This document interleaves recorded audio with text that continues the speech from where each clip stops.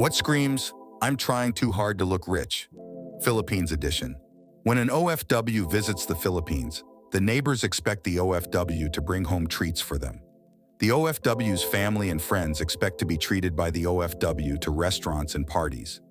The sad thing is, even if the OFWs know that they really cannot afford all of this, many are peer pressured to spend beyond their means to show their community back home that they are already successful.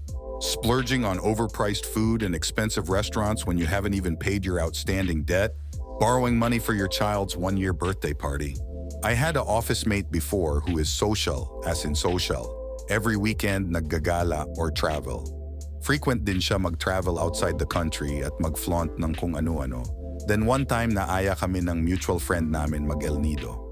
So we planned, and sa travel agency kami lumapit, since mas tipid siya at daming perks. Sabi niya magsosolo daw siya ng bayad kasi through credit card at ayaw niya daw ng travel agency kasi di daw maganda itinerary, only to find out na may outstanding balance pala siya sa same travel agency dahil sa 2019 sokor niya lol. Medyo wanted din siya lately kasi dami niyang hiniraman ng pera at paswipe sa credit cards pero di pa bayad. Buti na lang talaga I deactivated my Facebook. Overspending for a daughter's debut. Also, forcing people to wear formal, but the venue is so freaking hot, as in no proper ventilation and everyone's sweating like hell, and smells of dog poo and piss. Kalahati pa lang nung event na tatapos, mukha ng basang sisiw lahat, kalat-kalat makeup ng mga attendee. Very specific because I once attended one like it. The daughter didn't even want the debut, it was mainly just the parents wanting to show off. This post is not to brag, but to inspire kind of people sa home buddies. Those who think their credit card limit is an extension of their net worth kapag ginagawa nilang personality yung Apple products. Every morning may snaps ng Starbucks coffee, iPhone mirror selfie, designer bags nila lagi LV, Gucci, at Dior na binili sa mga IG shops na nagtitinda raw ng authentic designer bags from Japan and Korea, kada kain sa samgyup or fine dining nakapost sa FB. Lahut ng material items kukuhanin through loan ganun. They always stay on trend to look rich and act rich. Bonus pa yung mga teenager na super trying hard to look rich sa sockmeds by flexing their latest Apple products, paingay ng kotse and motor nila kada daan sa kalsada. Tapos wala naman silang lisensya, magmamay-day na nasa IKEA, Muji, H&M, and Zara. Ganun. Tapos mahilig mag-purchase ng mga dupe na designer brands from Shopee, ha for the clout lang, ganun. Mga ganyan tapos walang emergency funds and savings kasi lahat napupunta sa luho. Large brand names and logos on clothing and accessories. Screw if it looks good or bad, basta nababasa yung name. I've seen tourists around vegan wear way too much Gucci crap, it's just plain ugly. Starbucks every day, pang my day. Not money-wise, but pretending not to know Tagalog. I have so much customers like that. I have a Filipino sales force, and it pisses me off when these assholes pretend they don't know Tagalog to embarrass my employees. As soon as I notice that more often than not, I kick them out of my store. Yung mga mukhang walking jewelry, a watch or a bracelet is enough. Wala nang iba. No need to flaunt that you have different kinds of jewelry sa bahay nyo. Try walking in malls na maraming mayayaman, and you'll see that they even look simpler than the way they should look. This is simple lang. My friends na may hydro flask or aqua flask. Like I don't know why baliw na baliw sila sa trend na to. Like yung mahal pa talaga ang binibili nila, knowing na hirap din sila to sustain their everyday needs. Or maybe I'm wrong. Baka nire-rewardan lang nila yung sarili nila. Anyways, I'm enjoying reading the comments sa post na to. This reminded me of an acquaintance back in college. He got a music scholarship from our university. His father works as a jeepney driver, and his mom took care of his 5 younger siblings. They weren't in the best place economically. So malaking ginhawa sa kanila na nakakuha ng scholarship yung panganay nila. Anyway, acquaintance's group of friends were upper class or some upper middle class, just rich kids.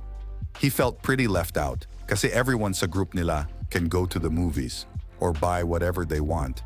Tapos siya laging hindi sumasama kasi wala siyang pera. Hindi naman nila pinapamukha yung pera nila, pero the divide is pretty visible. So acquaintance got into the habit of borrowing money para makisabay sa kanila. Utang pang sine, bili ng damit, gala dito at doon. Lubog siya sa utang at 17, And he lost his scholarship din kasi he skipped way too many band practices, kakagala, even after the university band director gave him another chance. Last I heard, binugbog siya ng dad niya after he found out about the scholarship and the utang. Then he dropped out of school and tried to look for work. People who bought a car, double LOL if it's a car loan, but don't have money left to buy gasoline or pay for parking. I know someone who tried to expose me one time. Kasi she hangs out with the rich bunch sa block namin. And obviously, hindi naman ako mayaman haha sa pagsasalita at pananamit ko palang alam mo na agad. Haven't been to Starbucks, like ever. Haven't tried other cuisines din aside from Chinese siguro. Pero this girl, she cornered me while we were in her friend's car. We need to do a group project kasi. She was so loud and the car was filled with my other classmates. Ang ingay niya magkwento kesyo madalas daw siya sa SB. Tapos ang dami na daw niyang natikman na food. She kept asking me, "Hey, do you collect stickers from Starbucks? Which one do you like more, Thailand or Japanese food?" Basta questions like that. Grabe sobra akong nahiya. Gusto kong sabihin hindi pa ako pumasok sa Starbucks. Gusto ko rin sabihin na hindi ko pa afford tikman all kinds of food. Fast food is a luxury na nga for me. Buti na lang her friend, the one na mayaman talaga, like old money rich. Etong si ate girl kasi feel ko pa social lang, saved me. Sabi niya sa kaibigan niya na wag akong kulitin. Ayun. To answer my own question, here are some things I observed with some Filipinos. Buying new phones they can't afford in cash and paying in installments instead. Laging may pakain pag birthday or sweldo time for the sake of looking rich. Buying fake designer clothes and accessories. Yung lakas makatanggol sa mga bilyonaryong may-ari ng kumpanya kahit di naman siya bilyonaryo. Spending too much on a wedding, not bad if pinaghandaan. But all loans, living paycheck to paycheck just to pay for everything, no EF, and posting too much on social media about the preparation kasama 8 naka-DP na for photog. On to the next supplier. Being the poor man's idea of a rich person. Super obvious na branded clothes, chop bags, yung may effort to display at kailangan kita ang brand sa selfies. Flexing a car na probably hulugan. Flexing on Instagram and Facebook stories. Most ng old money don't flex kasi they don't need flexing haha. Naalala ko rin itong kwento, doing unnecessary home renovations tapos ipapagawa sa mga kapitbahay na lang as an opportunity to show off. Pero yung anak niya, ipapalipat from private to public school kasi hindi na afford. Lol, I have this friend. Palaging may Shein at Shopee haul ng mga nabili niyang aesthetic na damit, tapos ipopost sa TikTok. Siyempre irarampa niya yung OOTD niya sa mga aesthetic cafes and restaurants na overpriced at di masarap. Picture-picture lang for the gram, tapos sa gabi party-party sa BGC. Pero pagdating ng enrollment, magrarant bigla sa akin na hindi nila alam saan siya kukuha ng pang-tuition. Hirap na hirap na. Daw papa niya gusto na lang niya mag-drop out eme-eme. Like, huh? Akala ko ba you're living the aesthetic life? MZ ha ha ha. I've had this batchmate in college na literal low-key, high-key, legit, whatever na mayabang sa pagkayaman. Na lahat ng post niya sa Facebook is some variation ng, so aon nasa SB ako, tas dahil sa dinala ko ang iPhone and MacBook ko, napatanong sa akin ang barista if sa Ateneo or La Salle ako. Kasi either of the two lang daw ang may dala ng ganun. Kuya grabe naman, I'm just trying to study, I always stare in freaking awe. Mayat maya kain here, travel there. Tapos pag nagkasakit, hihingi ng donations via GoFundMe. Getting braces from sketchy individuals as a fashion statement. Utang lechon prevent? This is for people residing out of the country. Naka-branded na mga bags and clothing, wala namang taste, updated sa gadget, hindi man marunong. Bagong kotse, tas yung puro utang na hirap bayaran. Tas trabaho nagki-cleaning, fast food, nanny.